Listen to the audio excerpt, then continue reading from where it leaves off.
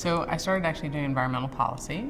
I worked for Environmental Defense Fund, National Parks Conservation Association, so oceans, fish, national parks is how I started, and then slowly turned into the diversity, equity, inclusion, and justice focus, being often the only woman in the room, especially when I dealt with oceans and fish issues.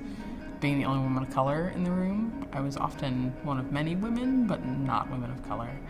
And it was just noticing that over time, and then over years, and then over a decade, that it was like, well, what am I doing about this? Versus, I'm just the only one.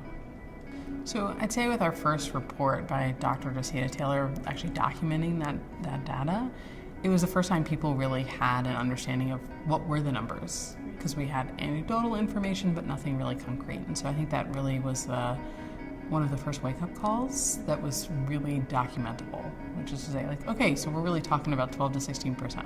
Okay, now we know where we are. Now we know how to figure out where we're going.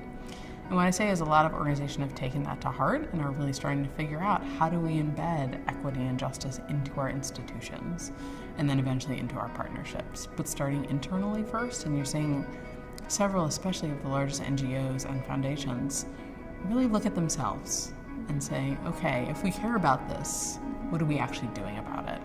And starting to actually take steps around policies, practices, procedures, who they're hiring, what programs they're actually instituting, what funding they're getting, are really starting to take this to heart and say, like, all right, what are we doing? How are we living up those values around especially women and people of color to put them at the forefront of the work? So we have a wonderful partnership with GuideStar, and we collect information on an annual basis of the major NGOs and foundations of what their racial demographics are, plus gender, sexual orientation, and disability.